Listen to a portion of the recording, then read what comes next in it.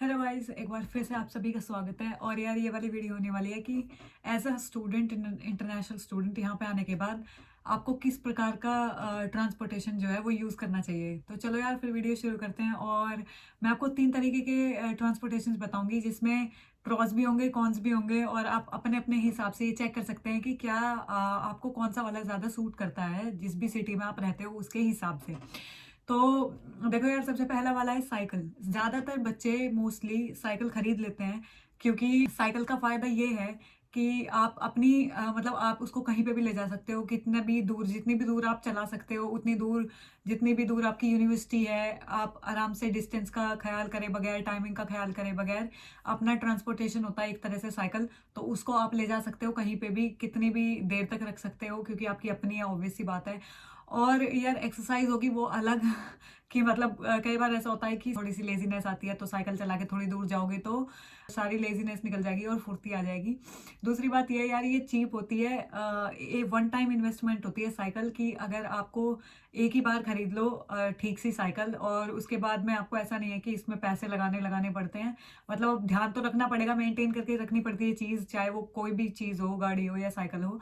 तो यार आप इसको इतना मेंटेन करना पड़ेगा, हवा वगैरह चेक करनी पड़ेगी ठीक ठाक है नहीं है, ब्रेक वगैरह काम कर रहे हैं नहीं है, अब ये तो करना ही पड़ता है। तो ये फायदा होता है। और दूसरी बात ये है कि इसका कौन सिर्फ इतना ही है कि अगर मान लो सर्दियों का मौसम है, और जो कि मतलब जितने भी महीने सर्दी चलती है, तो इतनी ज्यादा सर्दी पड़ती है कि साइकिल चलाना थोड़ा सा मुश्किल हो जाता है। और अगर साइकिल चलाना थोड़ा सा मुश्किल होगा, तो इसका मतलब जैसे मान लो बर्फ पड़ रही है या किसी भी प्रकार की इस तरह की प्रॉब्लम है, तो सर्दी बहुत लगेगी, वो अलग। और सेफ्टी पे भी बात आएगी। वो क्यों? क्योंकि भाई फॉग होता है कई बार, मतलब एवरीडे तो नहीं होता, लेकिन कई बार ऐसा होता है फॉग ही होता है, और क्या पता ना दिखाई दे रहा हो, या लाइट से भी ना दिखाई दे रहा हो आगे का, तो थोड़ा सा हल्का सा मतलब रहता है कि आप हल्का सा सेफ्टी के बारे में भी है।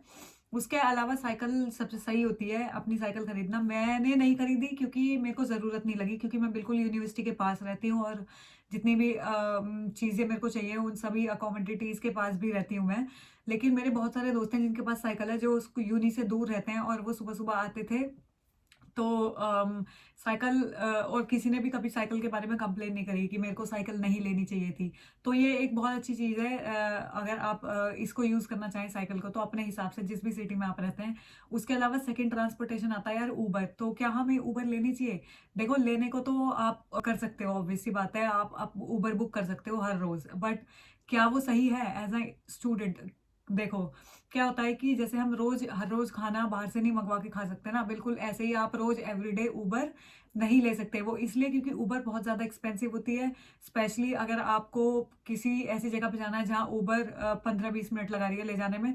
तो वही करीब 10 पाउंड के आसपास एक बार, एक साइड की एक बार की जर्नी में आपका लगेगा। और अगर आप स्टूडेंट है जो अपने आप को मैनेज करना चाहते हैं, और मतलब हर चीज का ध्यान रखना चाहते हैं, चाहे वो छोटी से छोटी हो या बड़ी से बड़ी चीज हो, तो उबर इज नॉट पॉसिबल वे। लेकिन उबर के प्रोज ये हैं मेरे ख्याल से, इसके अलावा तो इसके सारे फायदे ही हैं उबर के, और वो ये हैं कि उबर एक तो कंफर्टेबल होती है, इसमें सर्दी नहीं लगती है। और सबसे बड़ी बात तो ये है कि आपका घर अगर किसी गली में है, या मतलब समझ रहे हो कि बिल्कुल मेन रोड पे नहीं है, या एक दो गली छोड़ गया है, तो आप उनको इंस्ट्रक्शन देके वो आपको वहीं से पिक करेंगे, और जहां भी आपको जाना होगा वो एग्जैक्ट लोकेशन पे ड्रॉप करते हैं।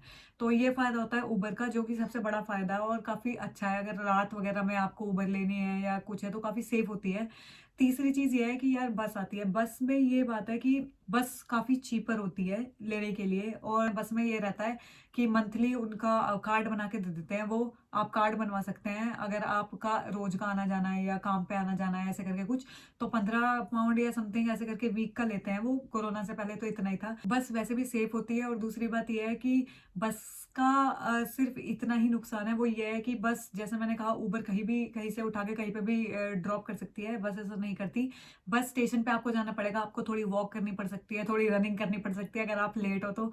और सुबह सुबह स्पेशली क्लासेस में आने के लिए अगर आप एग्जैक्ट टाइम पे उठे हो, नींद नहीं खुली करेक्ट, मतलब थोड़ा सा पहले, तो बस निकल गई और फिर आपको इंतजार करना पड़ेगा, तो आप लेट हो जाओगे।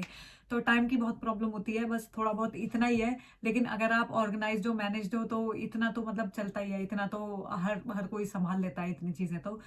तो बस के भी काफ़ी ज़्यादा फ़ायदे हैं, स्पेशली लॉन्ग जर्नी में तो बस सबसे ज़्यादा फ़ायदेमंद रहती है, क्योंकि लॉन्ग अगर मतलब इतनी लंबी जर्नी है जहाँ पे आपको मतलब जैसे यहाँ से लंदन जाना है।